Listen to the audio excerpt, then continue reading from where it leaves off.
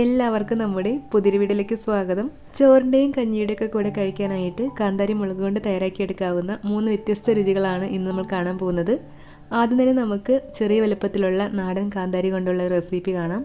അതിനായിട്ട് ഞാനിവിടെ 100 ഗ്രാം അളവിൽ ചെറിയ വലുപ്പത്തിലുള്ള നാടൻ കാന്താരി നന്നായി കഴുകിയെടുത്ത ശേഷം ഒരു കോട്ടൺ തുണി കൊണ്ട് നന്നായി തുടച്ച് വെള്ളമെല്ലാം കളഞ്ഞ് റെഡിയാക്കി വെച്ചിട്ടുണ്ട്.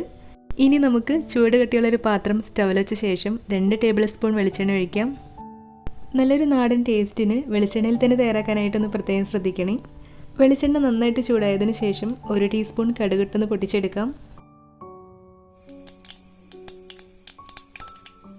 കടുകെല്ലാം ഒന്ന് പൊട്ടി വരുമ്പോഴേക്കും ഇനി നമുക്കിതിലേക്ക് ചേർക്കേണ്ടത് വെളുത്തുള്ളി അല്ലികളാണ്. കാന്താരി മുളകിൻ്റെ അതേ അളവിൽ 100 ഗ്രാം തന്നെയാണ് വെളുത്തുള്ളിയും എടുത്തിട്ടുള്ളത്. ഈ വെളുത്തുള്ളി അല്ലികൾ മുറിച്ചെടുക്കാതെ ഇതുപോലെ തന്നെ നമുക്കിതിലേക്ക് ചേർത്തൊന്ന് വഴറ്റിയെടുക്കാം. മുളകും വെളുത്തുള്ളിയും ഒരേ വലുപ്പത്തിൽ ഉള്ളതാണെങ്കിൽ രണ്ടും ഒരുമിച്ച് ചേർത്ത് വഴറ്റിയെടുക്കാവുന്നതാണ്. വെളുത്തുള്ളി ഒന്ന് വാടിയതിന് ശേഷം ഇതിനോടൊപ്പം നമുക്ക് എടുത്തു വച്ചിരിക്കുന്ന കാന്താരി മുളക് കൂടി ചേർക്കാം. മുളക് എണ്ണയിലേക്ക് ഇടുമ്പോൾ ചെറുതായിട്ടൊന്ന് പൊട്ടിത്തെറിക്കാനൊക്കെ സാധ്യതയുണ്ട്. അങ്ങനെ പൊട്ടിത്തെറിക്കാതിരിക്കാനായിട്ട് കത്തി കൊണ്ട് ചെറുതായിട്ടൊന്ന് വരഞ്ഞു കൊടുത്ത ശേഷം എണ്ണയിലേക്ക് ഇട്ട് കൊടുത്താൽ മതി.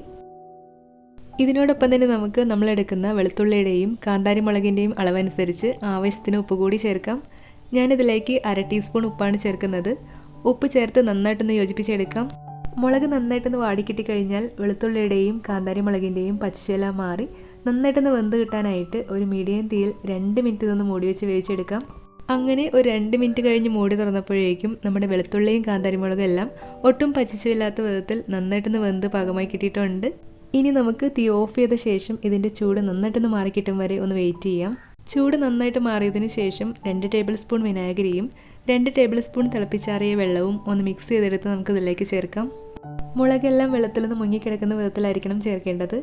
അതുകൊണ്ട് നമ്മുടെ പുളിക്ക് ആവശ്യമായ വിനാഗിരി ചേർത്തിട്ട് ബാക്കി കുറവുള്ളത് തിളപ്പിച്ചാറിയ വെള്ളം ചേർത്താലും മതി.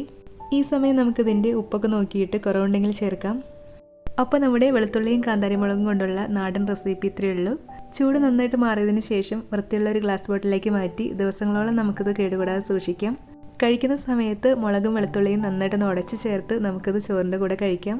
ഇനി നമുക്ക് ചോറിനൊപ്പം കഴിക്കാനായിട്ട് വെള്ളക്കാന്താരി കൊണ്ടുള്ള നമ്മുടെ രണ്ടാമത്തെ റെസിപ്പി കാണാം. അതിനായിട്ട് ആദ്യം തന്നെ നമുക്ക് വേണ്ടത് 1 കപ്പ് പാകത്തിന് മാത്രം പുളിയുള്ള കട്ട തൈരാണ്. ഇത് നമുക്ക് ഒരു സ്പൂൺ ഉപയോഗിച്ച് കട്ടയെല്ലാം നന്നായിട്ട് ഉടച്ചെടുത്ത ശേഷം ഒരു സൈഡിലേക്ക് മാറ്റി വയ്ക്കാം. ഇതിനു വേണ്ടി തൈരും മുളകും എല്ലാം നമ്മുടെ ഇഷ്ടമുള്ള അളവിൽ എടുക്കാവുന്നതാണ്. ഇനി നമുക്ക് ചൂട് കട്ടിയുള്ള ഒരു പാത്രം സ്റ്റൗവിൽ വെച്ച ശേഷം 1 ടേബിൾ സ്പൂൺ വെളിച്ചെണ്ണ ഒഴിക്കാം. വെളിച്ചെണ്ണ നന്നായിട്ട് ചൂടായതിനു ശേഷം 1 ടീസ്പൂൺ കടുകും ഒപ്പം തന്നെ 1 നുള്ളു ഉലുവയും ചേർത്തൊന്ന് പൊട്ടിച്ചെടുക്കാം. കടുകും ഉലുവയെല്ലാം ഒന്ന് പൊട്ടി വന്നതിന് ശേഷം എരിവിനാവശ്യമായ കാന്താരി മുളക് കത്തി കൊണ്ടൊന്ന് വരഞ്ഞെടുത്ത ശേഷം നമുക്കതിലേക്ക് ചേർക്കാം. മുളക് ചേർത്തിട്ട് ഒരു മീഡിയം തീയിൽ വെച്ച് ഈ മുളകൊന്ന് വാടിക്കിട്ടും വരെ നമുക്കൊന്ന് വഴറ്റിയെടുക്കാം. ഇതിപ്പോൾ എരിവ് കുറവുള്ള വെള്ളക്കാന്താരി ആയതുകൊണ്ട് ഏകദേശം 25 എണ്ണം ഞാനിതിലേക്ക് എടുത്തിട്ടുണ്ട്. നാടൻ കാന്താരി ആണെങ്കിൽ ഇതിൻ്റെ പകുതി മതിയാവും.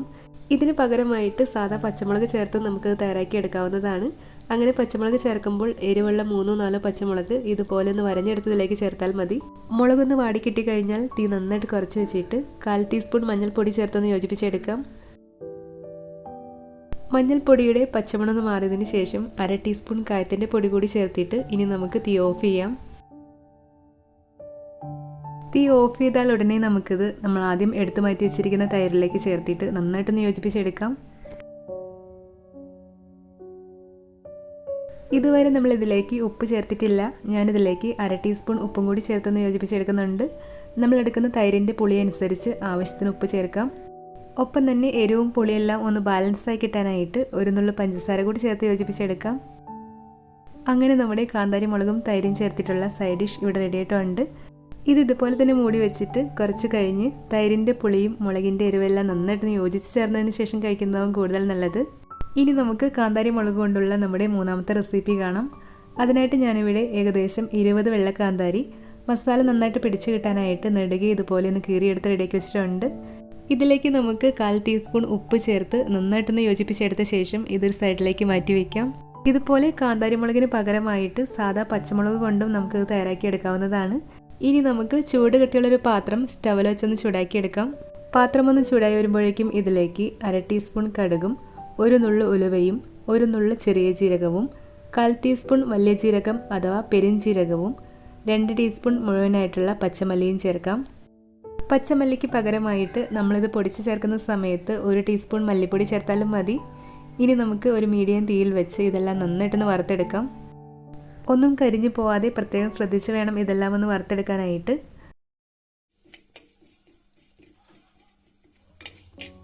ഇതുപോലെ മല്ലിയുടെ കളറെല്ലാം ചെറുതായിട്ട് മാറി കടുകും ഉലുവയെല്ലാം പൊട്ടി വരുന്ന ഈ ഒരു പാകം വരെ നമുക്കതൊന്ന് വറുത്തെടുക്കണം.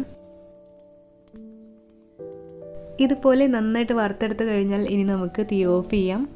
പാത്രത്തിൻ്റെ ചുടൽ കിടന്ന് കൂടുതൽ കരിഞ്ഞു പോകാതിരിക്കാനായിട്ട് ഇത് നമുക്ക് മറ്റൊരു പാത്രത്തിലേക്ക് മാറ്റാം. ഇനി ഇതിൻ്റെ ചൂടൊന്ന് കുറഞ്ഞതിന് ശേഷം മിക്സിയുടെ ചെറിയ ജാറിലേക്ക് മാറ്റി ഒട്ടും തരിയില്ലാതെ ഇതുപോലെ ഒന്ന് പൊടിച്ചെടുത്ത് മാറ്റി വയ്ക്കാം. ഇനി നമുക്ക് ചൂട് കട്ടിയുള്ളൊരു പാത്രം സ്റ്റവിൽ വെച്ച ശേഷം 1 ടേബിൾ സ്പൂൺ വെളിച്ചെണ്ണ ഒഴിക്കാം. വെളിച്ചെണ്ണ നന്നായിട്ട് ചൂടായതിന് ശേഷം നമ്മൾ ഉപ്പ് ചേർത്ത് മാറ്റി വെച്ചിരിക്കുന്ന മുളക് ഇതിലേക്ക് ചേർത്തിട്ടൊന്ന് വഴറ്റിയെടുക്കാം. ഒരു മീഡിയം തീയിൽ വെച്ചിട്ട് ഈ മുളകൊന്ന് വാടി കിട്ടും വരെ 2-3 മിനിറ്റ് നമുക്കിതൊന്ന് വഴറ്റിയെടുക്കാം. മുളക് ഇതുപോലെ ഒന്ന് വാടിയതിന് ശേഷം മുളകിൻ്റെ പച്ചച്ചുവല മാറി നന്നായി വെന്ത് ഒന്ന് മുരിഞ്ഞ് കിട്ടും വരെ ഒരു മീഡിയം തീയിൽ 2-3 മിനിറ്റ് നമുക്കിതൊന്ന് മൂടി വെച്ച് വേവിച്ചെടുക്കാം. അങ്ങനെ ഒരു 3 മിനിറ്റ് കൊണ്ട് മുളക് നന്നായി വെന്ത് ഇതുപോലെ കുറച്ചൊന്ന് ഫ്രൈ ആയി കിട്ടിയിട്ടുണ്ട്. ഇനി നമുക്ക് തീ നന്നായിട്ട് കുറച്ച് വെച്ചിട്ട് ഒരു നുള്ളു മഞ്ഞൾപ്പൊടി ചേർത്തൊന്ന് യോജിപ്പിച്ചെടുക്കാം. മഞ്ഞൾപ്പൊടിയുടെ പച്ചമണമൊന്ന് മാറിയതിന് ശേഷം നമ്മൾ മിക്സി ജാറിൽ പൊടിച്ച് വെച്ചിരിക്കുന്ന മസാല കൂട്ടി ചേർക്കാം.